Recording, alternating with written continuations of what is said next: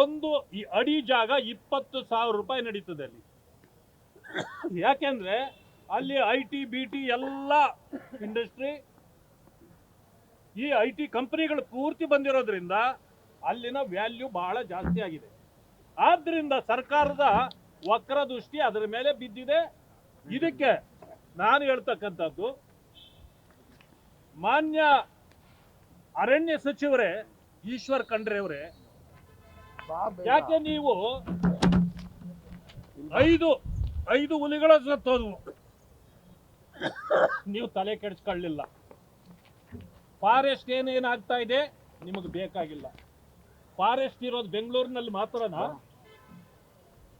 Forest ಇರೋದು HMT ಜಾಗ forest, ದಲಿತರ ಜಾಗ ಫಾರೆಸ್ಟು, ಇನ್ಯಾವ್ಯಾವುದೋ ಬೆಂಗಳೂರು ಒಳಗಡೆ ಇದೆಯಲ್ಲ ಬೆಲೆ ಬಾಳುವ ಜಮೀನುಗಳು ಮಾತ್ರ ಫಾರೆಸ್ಟಾ?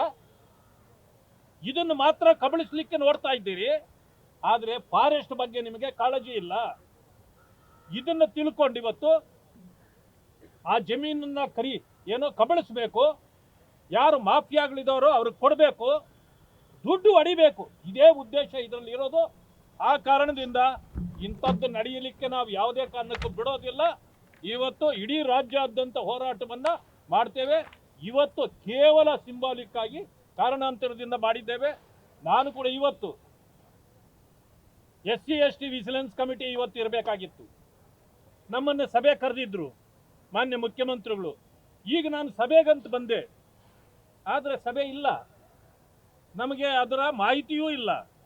ಅಂದ್ರೆ ಮುಖ್ಯಮಂತ್ರಿಗಳು ಕೂಡ ದಲಿತರ ವಿಚಾರದಲ್ಲಿ ಬೇಕಾಬಿಟ್ಟಿ ದಲಿತರನ್ನ ಟೇಕನ್ ಫಾರ್ ಗ್ರಾಂಟೆಡ್. ಸಭೆಗೆ ಬಂದಿದ್ದೀವಿ ನಾವು, ಅನೇಕ ಸಮಸ್ಯೆಗಳಿವೆ, ಮಾತಾಡೋಣ ಅಂತ ಬಂದೆ. ಇಲ್ಲಿ ನೋಡಿದ್ರೆ ಇವತ್ತು ಕ್ಯಾನ್ಸಲ್, ಬೇರೆ ಎಲ್ಲೆಲ್ಲೋ ಕಾರ್ಯಕ್ರಮಗಳನ್ನು ಹಾಕೊಂಡು ಹೋಗಿದ್ದಾರೆ. ಅಂದ್ರೆ ದಲಿತರು ಎಷ್ಟು ಕೇವಲ ಅನ್ನೋದನ್ನು ಮಾಡಿದ್ದು ತೋರಿಸಿದ್ದೀವಿ. ಅದು ಇರಲಿ, ಈ ರಾಜ್ಯದ ಮುಖ್ಯ ಕಾರ್ಯದರ್ಶಿಗಳು, ಚೀಫ್ ಸೆಕ್ರೆಟರಿ, ನಾನು ಇದುವರೆಗೂ ಹಲವು ಬಾರಿ ಅವರನ್ನ ಭೇಟಿ ಮಾಡಿ ಸಮಸ್ಯೆಗಳನ್ನು ಅವರ ಗಮನಕ್ಕೆ ತರಬೇಕು ಅಂತೇಳಿ ಪ್ರಯತ್ನ ಮಾಡ್ತಿದ್ದೇನೆ. ಇದೇ ಕಾಡುಗೋಡಿ ಗ್ರಾಮದ ಈ ದಲಿತ ರೈತರ ಸಮಸ್ಯೆಗಳಿಗೆ ಹೋಗಿ ಅವ್ರ ಹತ್ರ ಮಾತಾಡಬೇಕು, ಈ ಸಮಸ್ಯೆಗಳನ್ನು ಅವ್ರ ಹತ್ರ ಹೇಳಬೇಕು ಅಂತೇಳಿ ನಾನು ಒಂದು ವಾರದಿಂದ ಲೆಟರ್ ಮಾಡ್ಕೊಂಡು ಕಾಯ್ತಾ ಇದ್ದೀನಿ. ಒಂದು ದಿವಸನೂ ಅವರು ಆಫೀಸಲ್ಲಿ ಕುತ್ಕೊಳ್ಳೋದಿಲ್ಲ. ಅವರು ಚೀಫ್ ಸೆಕ್ರೆಟರಿ ಆಗೋದ್ರ ಬದಲು ಮುಖ್ಯಮಂತ್ರಿಗಳ ಸೆಕ್ರೆಟರಿ ಆಗಿಬಿಟ್ಟಿದ್ದಾರೆ. ಎಲ್ಲಿ ನೋಡಿದ್ರು ಚೀಫ್ ಮಿನಿಸ್ಟರ್ ಪಕ್ಕದಲ್ಲೇ ಇರ್ತಾರೆ ಅವರು. ಯಾಕೆ ನೀವಿಲ್ಲದೆ ಇದ್ರೆ ಚೀಫ್ ಮಿನಿಸ್ಟರ್ ಕೆಲಸ ನಡೆಯಲ್ವಾ? ಅವ್ರಿಗೆ ಯಾರು ಕಾರ್ಯದರ್ಶಿಗಳಿಲ್ವಾ? ಅವ್ರಿಗೆ ಕಾಲ್ಗೊಂದು ಕೈಗೊಂದಿದ್ದಾರೆ ಜನ. ಆದ್ರೆ ನೀವೇನ್ ಮಾಡ್ತಿದ್ದೀರಾ ಅವ್ರ ಜೊತೆಯಲ್ಲಿ? ಕಷ್ಟ ಬಂದ್ರೆ ಜನ ಯಾರನ್ನ ಭೇಟಿ ಆಗ್ಬೇಕು? ಮುಖ್ಯಮಂತ್ರಿಗಳು ಸಿಗಲ್ಲ ಅಂದ್ರೆ ಮುಖ್ಯ ಕಾರ್ಯದರ್ಶಿಗಳು ಸಿಗಬೇಕು ಎಲ್ರಿಗೂ. ಆದ್ರೆ ನೀವು ಕಚೇರಿಯಲ್ಲೇ ಕೂತ್ಕೊಳ್ಳಲ್ಲ.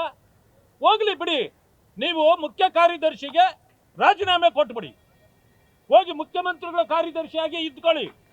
ಮುಖ್ಯ ಕಾರ್ಯದರ್ಶಿಗಳು ಇನ್ನೊಬ್ಬರನ್ನ ಯಾರಾದ್ರೂ ಮಾಡಿದ್ರಾಗುತ್ತೆ. ಆದ್ರಿಂದ ಈಗ ನಾನು ಅವರ ಕಚೇರಿಗೆ ಹೋಗ್ತೇವೆ. ಈಗ ನಾವೆಲ್ಲ ಅವರಲ್ಲಿದ್ರೆ ಸರಿ, ಇಲ್ಲ ಅಂತಂದ್ರೆ ಅಲ್ಲೇ ಧರಣ ಕೊಡ್ತೇನೆ ಇವತ್ತು.